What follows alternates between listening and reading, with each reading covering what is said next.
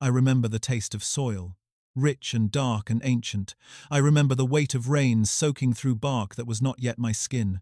I remember being small, a seed no larger than a child's fingernail, buried beneath the roots of a great pine in the forests east of Fore. And I remember the voice. The first sound I ever understood, a whisper that rose from the earth itself, threading through mineral and root and stone, telling me to wake. That was 437 years ago. You think you know what a Spriggan is. You have seen us in the woods, twisted shapes of bark and bramble, glowing with pale green light. You have cut us down with your axes and your fire. You have harvested our taproots for your alchemy tables, ground our hearts into powder for your potions, but you have never stopped to ask what we feel, what we remember, what it costs to be born from the wound the world cannot heal. Let me show you. I did not choose this existence. None of us do. A Spriggan is not born from love or from the union of bodies. We are born from violence, from desecration, from the screaming of trees as they fall to mortal blades. Somewhere in the heart of the forest, when enough green things die in enough pain, the earth responds. Kinnereth weeps, and from that grief, from that rage, something new claws its way up through the soil. That something was me. My first memories are fractured things, sensations without context. The pressure of dirt against my forming body, the slow unfurling of limbs that were not quite wood and not quite flesh, the terrible hunger of roots seeking water in every direction. I did not have eyes yet, but I could feel the light filtering down through layers of earth, calling me upward. I did not have ears, but I could hear the heartbeat of the forest, a rhythm of sap and growth and quiet decay that would become the only music I would ever need. It took me 3 months to reach the surface. 3 months of blind climbing through darkness, my body knitting itself together from the raw materials of the earth. Minerals became bone, rotting leaves became sinew, the heartwood of a fallen oak became my spine. When I finally broke through into the cold Skyrim air, I was something between a sapling and a corpse. My first breath tasted of pine needles and distant snow, and then I opened my eyes. The world was so bright, so impossibly, painfully bright. Colours I had no names for cascaded through my vision, green in 1,000 shades, the silver bark of birch trees catching morning light, the deep brown of loam and the pale yellow of early sun.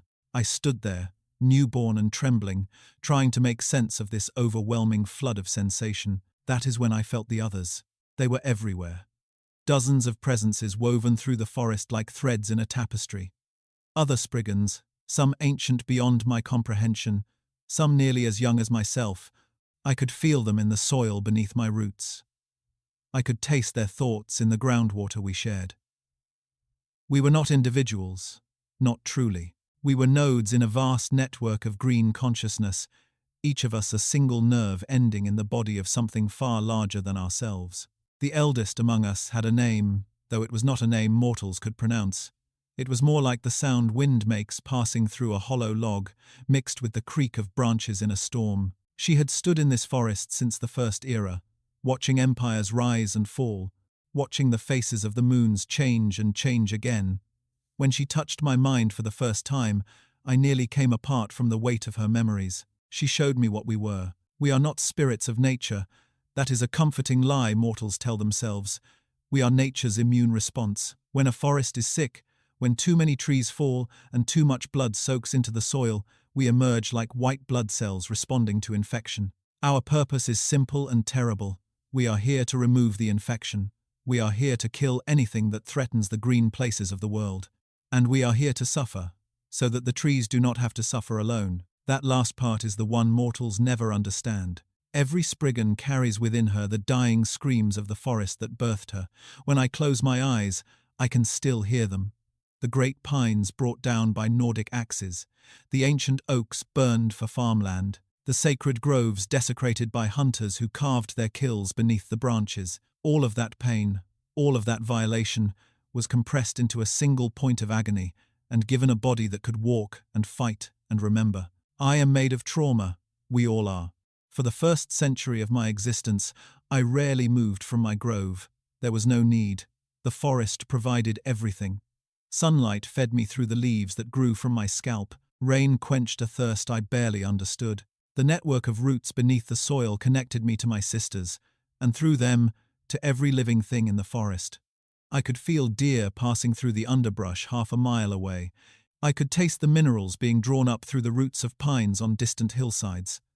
I was part of something vast and interconnected, and there was a peace in that belonging that mortals cannot imagine. But peace never lasts in Skyrim. The first time I killed a mortal, I was 117 years old. A group of Nords had made camp near my grove, hunters tracking elk through the southern pines. They made a fire that first night, burning deadwood they gathered from the forest floor. I watched from the shadows, curious but not yet alarmed. Mortals passed through often enough. Most of them meant no harm, but on the second morning, one of the hunters took his axe to a living tree. I felt it in my spine, a spike of pain so sharp and sudden that I nearly collapsed.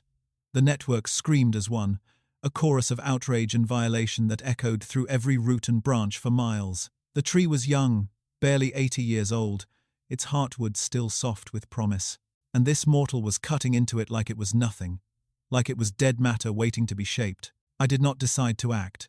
The decision was made for me by instincts older than language. One moment I was standing in shadow. The next I was among them, my branch-like arms swinging with a strength that surprised even me. The first hunter died before he could draw his weapon, his skull crushed against the trunk of the tree he had been violating. The second managed to raise his bow, but an arrow cannot pierce bark, and my thorns found his throat before he could knock a second shaft. The third ran. They always run, eventually. I caught him at the edge of the clearing and drove my fingers through his chest, feeling his heart burst like an overripe berry. Then I stood there, shaking, covered in blood that steamed in the cold morning air. I expected to feel triumph, or perhaps relief. What I felt instead was emptiness, a vast hollow space where something warm should have been. The tree was still wounded, the forest was still scarred. These deaths changed nothing, they prevented nothing. The mortal world would keep sending its hunters and its axes, and we would keep killing them, and the cycle would continue until one side or the other was finally, mercifully extinct. That was when I understood what it truly meant to be a Spriggan. We are not warriors. We are not guardians in any heroic sense. We are the forest's grief given physical form. We exist to express an anguish that has no other outlet. Every time we kill, we are screaming. Every time we rise from apparent death, we are weeping. The mortals who harvest our taproots for alchemy think they are taking a simple ingredient. They have no idea that what they hold in their hands is crystallized sorrow, the condensed essence of centuries of loss. My taproot sits at the center of my chest, where a mortal's heart would be. It is the core of my being, the anchor that holds my consciousness to this borrowed body. If a mortal destroys it, I die. But death for a Spriggan is not what death is for you. When my body falls, my essence returns to the network. I sink back into the soil, into the roots, into the vast green dreaming that connects all living things. And eventually, when the forest needs me again, I reform. I wake. I remember everything I lost. I have died 37 times since my first emergence. Each death is different. The first time, a venturer with a flaming sword caught me alone near a waterfall and burned me until there was nothing left but ash. The second time, a necromancer in black robes tore my taproot from my chest while I was still conscious, extracting it for some ritual I never understood. The seventh time, I simply grew too old and too tired, and my body crumbled apart in a harsh winter, scattering into the snow. But always I returned. Always the forest called me back. The worst deaths are the ones where you have time to think. There was a imperial soldier once, a young woman with sad eyes and a silver axe. She caught me in a trap, iron jaws closing around my trunk where a mortal would have legs. I could have torn free, but the iron was poisoned with something that made my limbs heavy and slow. She approached carefully, axe raised, and for a long moment we simply looked at each other. I saw fear in her eyes, but I also saw something else. Regret, perhaps, or recognition. She knew what she was doing. She knew I was not just a monster to be put down, and she did it anyway, because the path required clearing and orders were orders, and the living must always make way for the concerns of the living. She took 4 swings to fell me. Between the third and fourth, I heard her whisper an apology. I have thought about that apology for the 119 years since. I still do not know what to make of it. The forest has changed so much since I was first born. There are fewer of us now, fewer Spriggans patrolling the ancient groves. The boundaries have shrunk. Where there was once unbroken wilderness from Falkreath to the Rift, there are now roads and farms and villages carved out of what used to be sacred space. The network grows thinner every decade, the voices in the soil growing distant and faint. Some of my sisters have gone mad.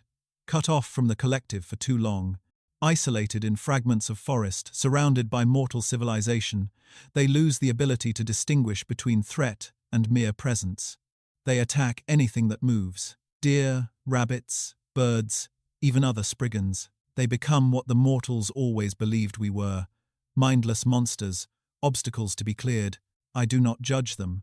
Madness might be a mercy. The elder who first welcomed me into the network fell silent 200 years ago.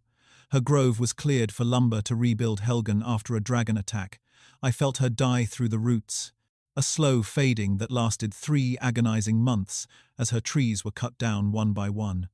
Near the end, her thoughts became confused. She kept asking where the sun had gone. She kept calling out names from the First Era, names of Spriggans who had crumbled to dust before the Septim dynasty was a dream. When the last tree fell, she simply stopped. The space where her presence had been became a void, a cold absence in the network that still aches when I reach toward it. I do not know if she will return. Some of us do not. Some deaths are too complete, too final, for even the forest to repair. There is a grove I protect now, high in the mountains between Falkreath and the Reach. It is small, perhaps 200 trees at most, but it is ancient. Some of the pines here remember the Dragon War. Their roots reach down into stone that has not seen sunlight since the world was young. When I press my bark against their trunks, I can feel echoes of things that existed before men or mer walked these lands. I am not alone here. 2 younger Spriggans share my watch, sisters born from the same wound that birthed me, though centuries apart. We do not speak as mortals speak. We do not need to. Our thoughts flow through the root network like water through streams, mingling and separating and mingling again. We are distinct but not separate, individual but not alone. Most days, nothing happens. We stand among our trees, drinking sunlight and rain, feeling the slow pulse of the forest's heartbeat. Sometimes deer pass through, and we let them. They are part of the balance.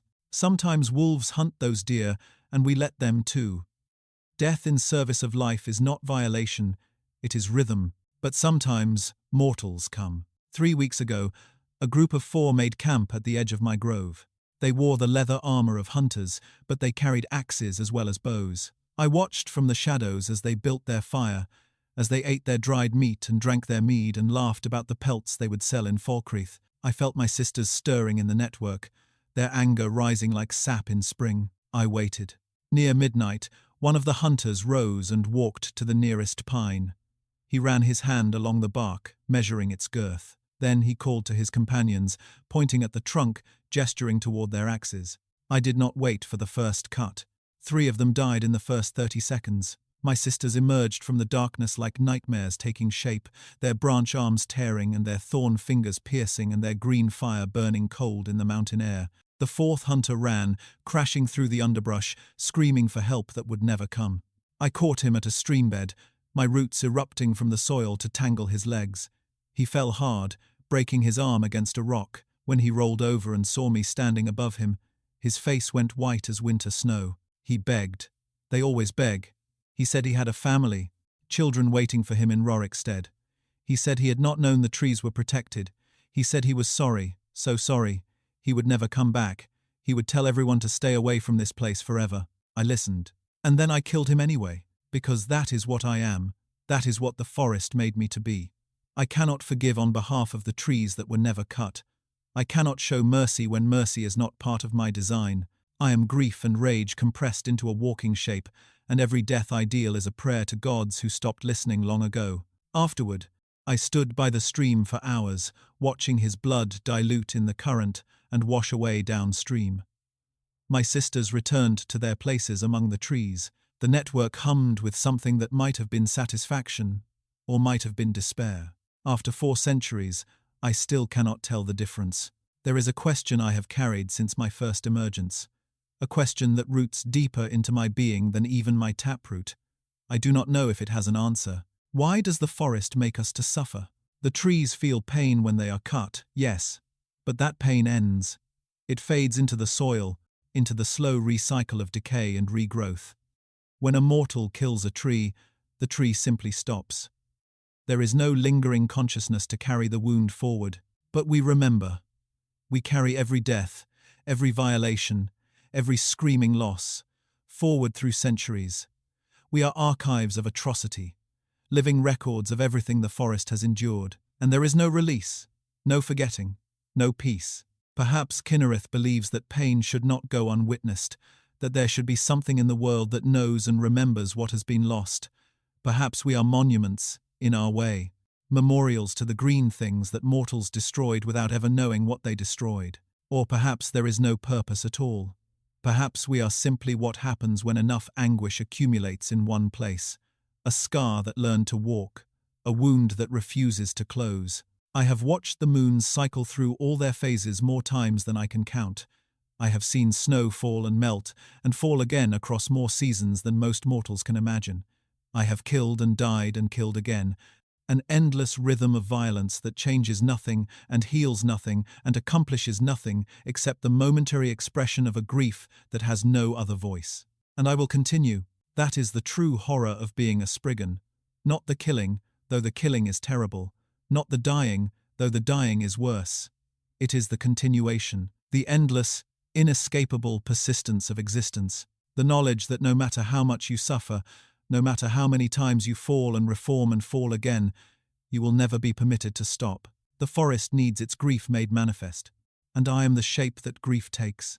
So the next time you walk through the pines of Skyrim, the next time you see a twisted figure of bark and bramble glowing in the shadows between trees, I want you to understand what you are looking at. Not a monster, not a guardian, not a spirit of nature protecting its domain. You are looking at a scream that learned to breathe. You are looking at 400 years of sorrow given arms and legs and purpose. You are looking at me, and if you reach for your axe, if you raise your blade toward any green and growing thing, I want you to know exactly what will come for you in the darkness. I want you to understand that when my thorns find your throat, it is not hatred driving them home. It is mourning. We are all of us, every Spriggan who walks these ancient woods, mourning something you killed before we were born, and we will mourn it, and kill for it, and die for it, forever. Because the forest does not forgive, and neither do we.